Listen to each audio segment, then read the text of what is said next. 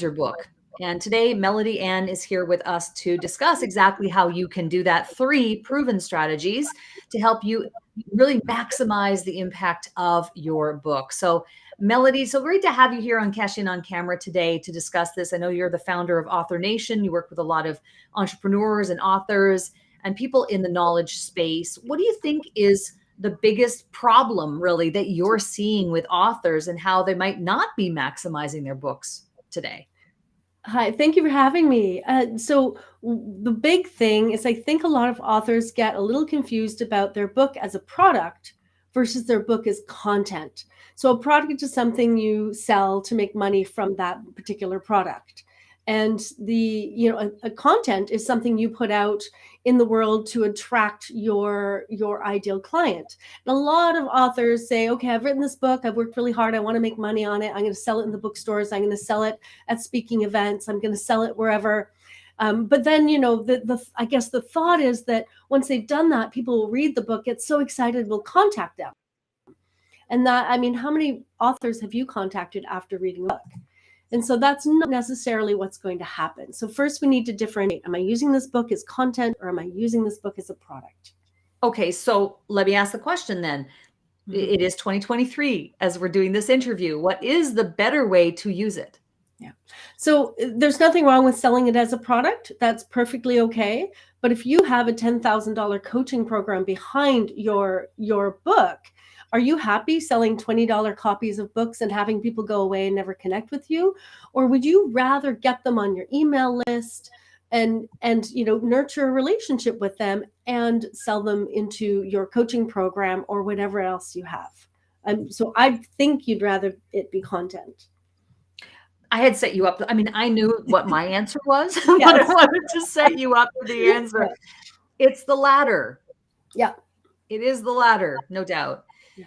I have been featured I haven't written my own book. It is one of my bucket list things to do in my life. Maybe the next 4 or 5 years, I aspire to write my own story at some point. But I have fortunately been a part of a lot of other books, where I've written chapters and have been featured along with other people.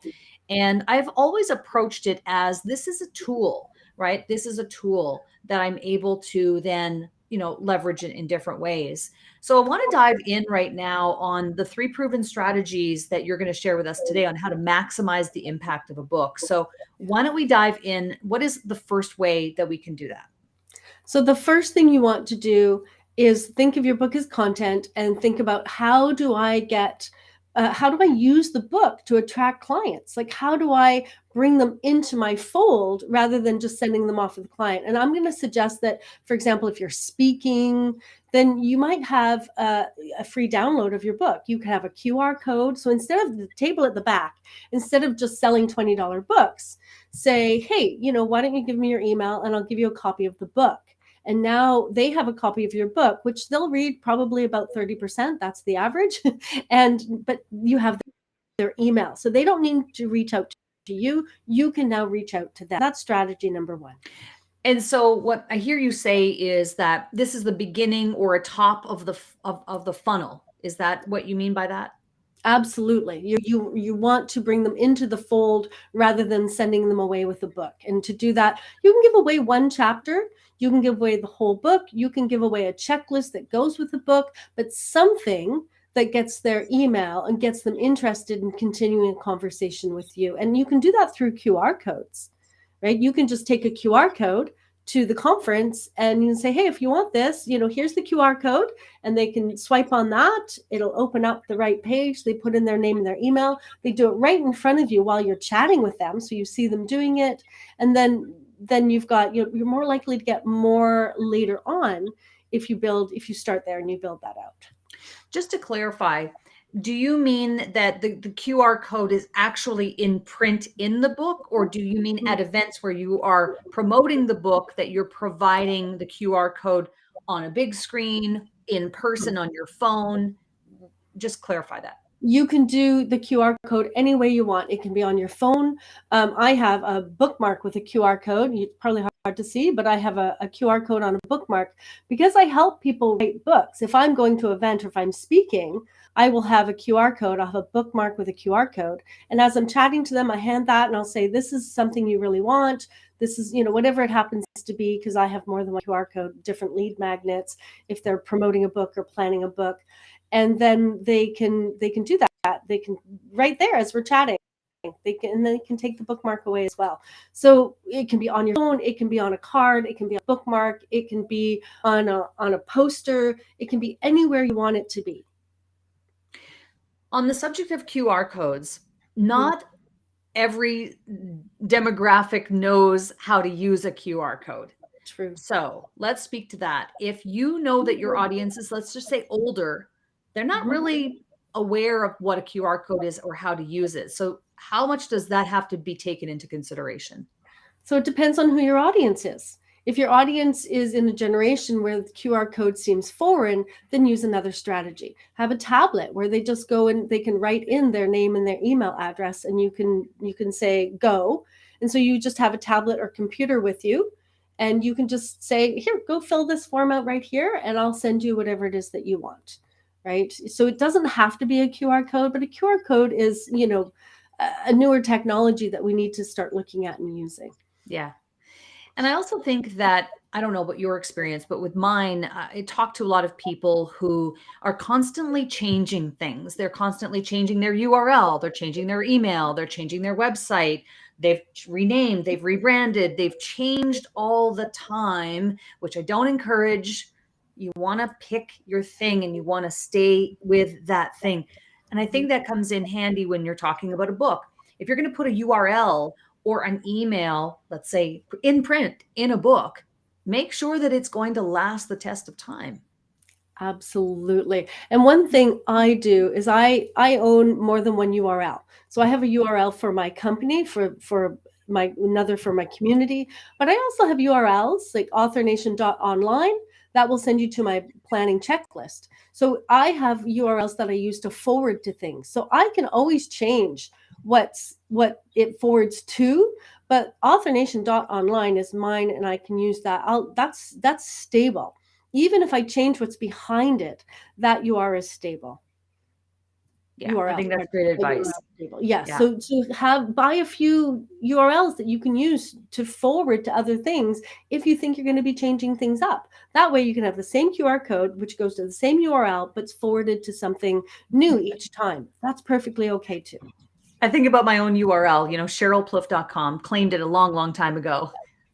It has undergone many, many, many iterations over the course of time, but the URL stays constant. And sometimes I think for people maybe who aren't maybe quite as familiar about domain names and URLs and how that all works, you can redirect things to any URL. You can, but don't be changing the URL all the time, I think is the main premise. So let's talk about strategy number 2. What is the second way to maximize the impact of a book? So I'm going to say, I'm actually going to tie strategies together here. So the next strategy is once you have them on your email list, do something with that.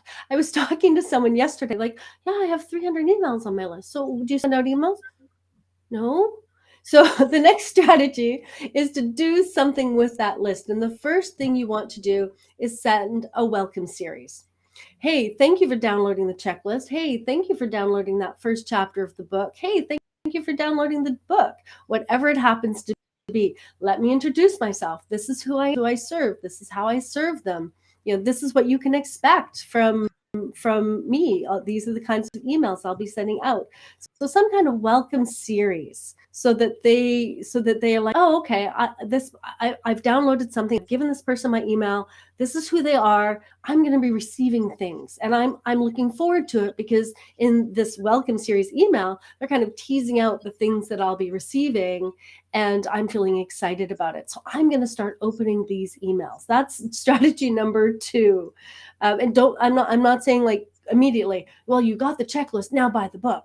Not what I'm saying. What I'm saying is introduce yourself, get people excited about being on your email list, because you want them to be opening those emails long term. When people send that first email going, oh, you got the checklist, here's the book, buy it for $24.99. That turns people off, and then they're not opening the emails later on. So the first thing you want to do is start communicating with the new email subscribers in a way that is welcoming and warm and exciting and will make them want to open your emails longer term. That's a really important piece that a lot of people miss. They're not sending emails at all, or they're jumping into sales and they're like just not introducing themselves, right? You don't run up to somebody and say, will you marry me, right? You say, hello, my name is, right? So start with hello, my name is, and make it exciting why they want to be in touch with you and open your emails. Strategy.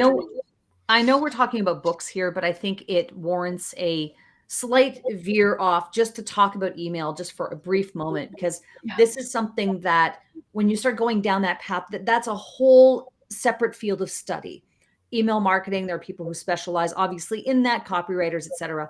The biggest thing that I would just want to share about that is that email nurture sequence, make it value driven for them. Yes. You know, as opposed to buy my book, here's who I am, this is me. And it's all about, yes, I know you are wanting to promote who you are and have them get to know you, but there is something to be said for crafting those words and crafting those emails in such a way that it makes it about that other person. Yes. And that's, I think, a key component of it. I was just having this conversation with some of my profitable podcasting students recently with regard to emails for outreach. Same kind of thing, right? We went through this whole thing where the emails were not crafted about them. It was all about, I have a podcast, come and join me. It's about me, but it needs to be about the other person. Yes. And Sheryl, to that point, I write my own emails. I still write all my own emails. And when I'm writing an email to my email list, I'm not thinking, oh, I'm writing an email to these 1,000 people. I'm sitting down saying, I'm writing an email to Bill today, because I know Bill said to me that he was struggling with this thing. And I'm going to write to him. I care about this person. I'm going to write to this person. And when I do that, I'm a lot more personable and I'm offering the value that you're talking about, rather than, and it's okay to get copywriters. It's fine to get copywriters, but remember that this is a, think about these as personal emails from you to someone you care about, to someone's you care about. Write to one person when you're writing them. I still write all my own emails, and that's how I approach them. Like, I care about you. Yeah. I think that's the biggest strategy, is to care about other people, right? Yeah. So let's talk about strategy number 3. What is the third way to maximize the impact of a book? Yes. And so the third way, and I'm going to go back to the email, and you have your newsletters, you want to start putting in teasers, right? This is something that I see a lot of authors not do. So, hey, have you read chapter 3? Did you notice the point about XYZ? Hey, I have another story about that might help you. And so and then they're like, chapter 3, I haven't read chapter 3. Maybe I should read chapter 3. And now you're getting them to interact with your book. And this is something I see authors not do. It's like, here, you've got the book, go read it. And it's like, yeah, they probably will read about 30% unless you start sending them things that kind of tease content and direct them. It's like, if you haven't read the whole book, that's fine. But you know what? In chapter 6, you're going to learn about this. So, if that's all you read, go jump to chapter 6 and read that, because that's going to be really important to your life, and then the reasons. And this is something I don't see authors do, that I encourage authors to do, is put in some teaser newsletters about the book, talking to them about, oh, you've obviously read chapter 3, or if you haven't read chapter 3, here's what you're missing. And that's a strategy that I see authors not use. Right. Yes. So much is made about the new content, the new emails, the new copywriting. And then we forget that, oh, right, I wrote my life's work in that book. It's already been compiled. It's already in this container to leverage or maximize that through the content that you're creating, whether email or even social media content, like making posts on your social channels could be the same thing, where you would do a post and say, hey, for those who have my book, in chapter 3, I talk about blank, blank, blank, and here's why that's important to you. I think that's a great strategy. So the first one is to move people into your world, into your funnel. I'm not a big fan of the word funnel, but that is the word that we use in marketing to better describe that customer journey. The funnel Number two is really to connect, have that nurture email sequence that helps them to better understand who you are, make it about them. And then the third one is the teasers, and tease parts of your book, get people excited about the different chapters that you've put together and that you've written. Exactly. And Sheryl, you make such a good point. So many authors come to me and say, I need new content. I'm like, you've just written 50,000 words. Why do you need new content? Use that content. Yes, you make a really good point. Let's like bonus strategy 4, use the content you have. That's right. That's Yes. right. I want to ask you, what do you find is working for you today in terms of marketing yourself and marketing Author Nation? What is a tip, a tool, a tactic, or technique that's really helping you, whether it's related to books or not? Yes, I actually do this a lot. I do a lot of being on podcasts. I do a lot of speaking to groups. I love being on podcasts. And I have a lot of authors come to me and say, but podcasts don't work. Podcasts do work. And when I sit down with the author and we go through what they're doing, I can usually pinpoint why it's not working. And so if you're out there and you think that podcasting doesn't work, I'm here to tell you it does work. And if it's not working for you, find a professional, sit down with them and let them help you figure out how to make it work, because it works. Yeah. Yeah. I mean, that's what we're passionate about here. I mean, with our systems and profitable podcasting, it really is all about that. And it's great. And it's fun. You get to have wonderful conversations with people like you who share their valuable tips to the audience. And so from a host perspective, I learned something in the process as well. And so it's fabulous to have you here and to share that. I want to give you an opportunity to also share your checklist, your planning checklist. Tell us about that. Yeah. Oh, this is on the screen. Thank you so much. This is the planning checklist. So if you are thinking about writing a book, planning a book, writing a book, anywhere in that realm, this is the checklist for you. Because what I do in that checklist is I go through all the pieces of writing a book. So you're going to talk about the planning. We're going to talk about the research. We're going to talk about the actual writing. We're going to give you all the tasks you're going to have to do to get it done. We even talk about pre-launch. And so it's not just plan your book. It actually takes you from the idea to like finishing writing and the pre-launch. Just a series of tasks, and it's broken down into sections so it's more manageable. It's a really useful document.